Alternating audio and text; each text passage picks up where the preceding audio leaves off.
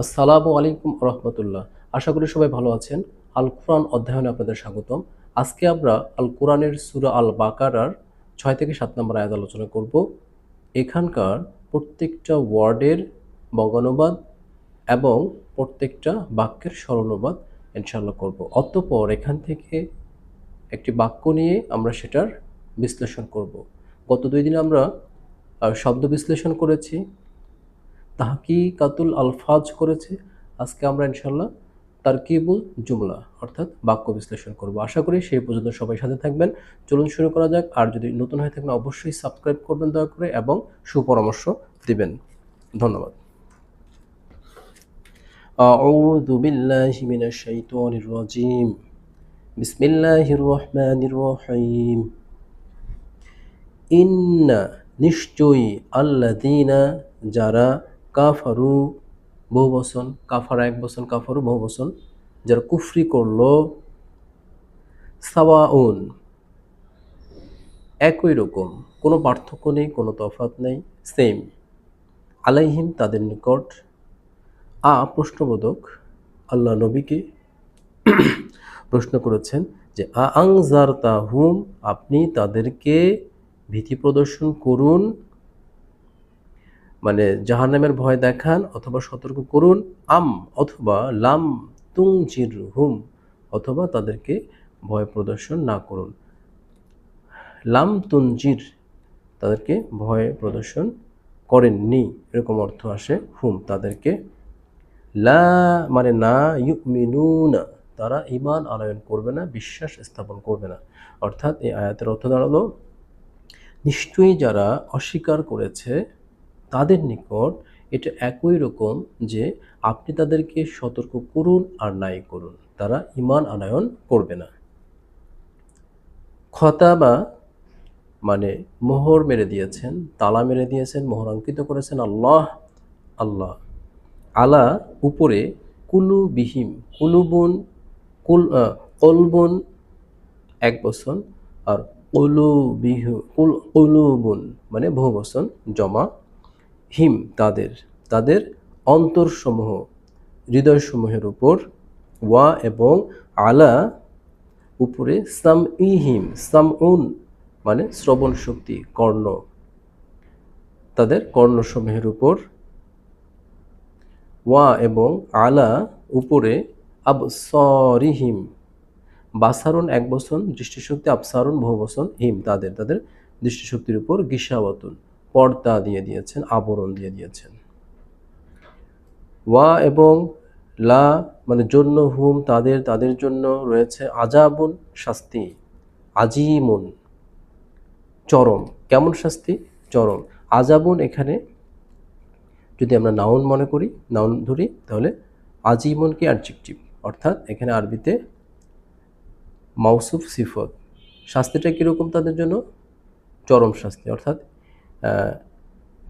এই আয়াতের অর্থ দাঁড়ালো যে আল্লাহ তাদের অন্তরসমূহের উপর, হৃদয়সমূহের উপর এবং শ্রবণ শক্তির উপর মোহর অঙ্কিত করেছেন, তালা মেরে দিয়েছেন, মোহর মেরে দিয়েছেন এবং তাদের দৃষ্টিশক্তির উপর একটা আবরণ দিয়ে দিয়েছে।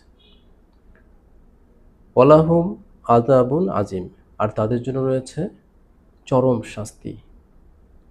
এখন আমরা এখানে ওয়ালাহুম আযাবুন আজিম এই আয়াতটুকু নিয়ে বিশ্লেষণ করব।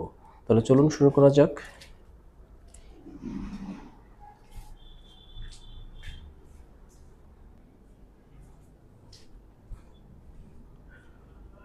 আমাদের সিলেক্টেড আয়াতাংশ হলো বিসমিল্লাহ, ওয়া লাহুম আযাবুন আজিমুন, ওয়াও এটা হলো হরফে আতফ, তারপর লা মানে জন্য, হুম মানে তাদের, এটা হরফে জার, আর এটা জারের পরে হয় মাজরুর, জার মাজরুর। আজাবুন হলো একটা ইসম, অর্থাৎ এটা হলো মাউসুফ, আর আজিম মানে শাস্তিটা কেমন? শাস্তিটা চরম, কঠিন, যন্ত্রণাদায়ক, বিশাল শাস্তি। তাহলে এটা হলো এটার গুণ প্রকাশ করছে, তাহলে এটা হবে সিফত। তাহলে এটাকে যদি আমরা এখন বিশ্লেষণ করি তাহলে আমরা এটাকে বলতে পারবো মাউসুফ, এটা সিফত, এটা হলো মাউসুফুন।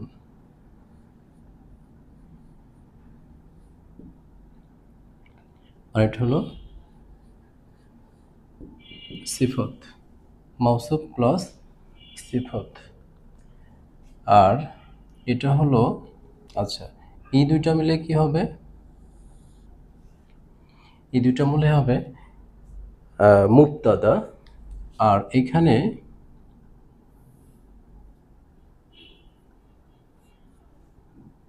এই যে দুইটা বিষয় আছে,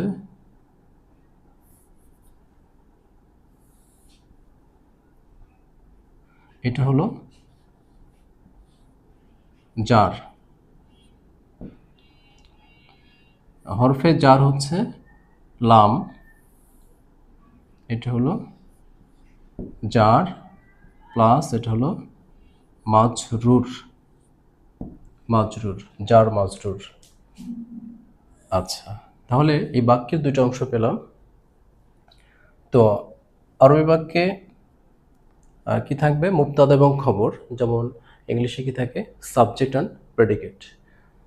তাহলে এটা হবে, এখানে আমরা জানি সাধারণত যে আরবি ভাষায় বাক্যের শুরুতে মুবতাদা থাকে, পরে খবর থাকে, উদ্দেশ্য এবং বিধেয়। তো এখানে আল্লাহ তাআলা যে আয়াতটা ব্যবহার করেছেন, এখানে কি আসছে? মুবতাদা পরে আসছে। তাহলে এটা কি হবে? এটার নাম হবে মুবতাদা, মুবতাদা যেহেতু পরে আসছে তাহলে হবে মুআক্খির, মুবতাদা মুআক্খির মানে পরে আসছে এটা। আর খবরটা আগে চলে আসছে,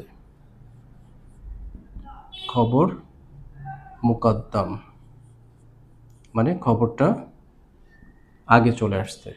তাহলে এখন এটা মুবতাদার, এটা খবর, মুবতাদা এবং খবর মিলে কি হবে?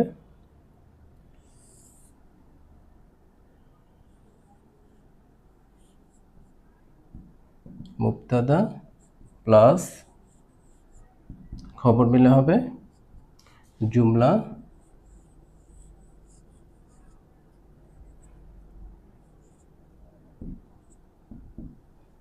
জুমলায় ইসমিয়া, জুমলা ইসমিয়া মানে এটা, এই বাক্যটা হলো বিশেষ্যবাচক। আর এখানে যদি আমরা হরফ ওয়াওটা ধরি, এটা কিন্তু হরফে জার না, এটা হলো হরফে আতফ, অর্থাৎ কনজাংশন, পূর্ববর্তী আয়াতের সাথে লিঙ্ক আপ করার জন্য, মিল করার জন্য। তাহলে আরবি বাক্যে আরবি বাক্য হয় জুমলা ফেলিয়া হবে, নাহলে জুমলা ইসমিয়া হবে। যদি কোনো এসএম বা নাম দিয়ে শুরু হয় তাহলে কি হবে? বা হরফ দিয়ে যদি শুরু হয় তাহলে সেটা হবে জুমলা ইসমিয়া। আর যদি ক্রিয়া দিয়ে, ফেল দিয়ে শুরু হয় তাহলে হবে জুমলা ফেলিয়া। তো আরবি ব্যাকরণে যদি আমরা এই শব্দ বিশ্লেষণ আর বাক্য বিশ্লেষণ বুঝতে পারি তাহলে এই পুরা গ্রামারটাই চলে আসে মোটামুটিভাবে। এই জন্য ভালোভাবে আল কোরআন হৃদয়ঙ্গম করানোর জন্য এই দুটো বিষয় আমাদেরকে রপ্ত করা উচিত। তো আশা করি সবাই ভালো থাকবেন। আজকে এই পর্যন্ত, পরবর্তী ভিডিও দেখার জন্য আমন্ত্রণ জানিয়ে আজকে এখানে শেষ করলাম। আসসালামু আলাইকুম ওয়া রাহমাতুল্লাহ।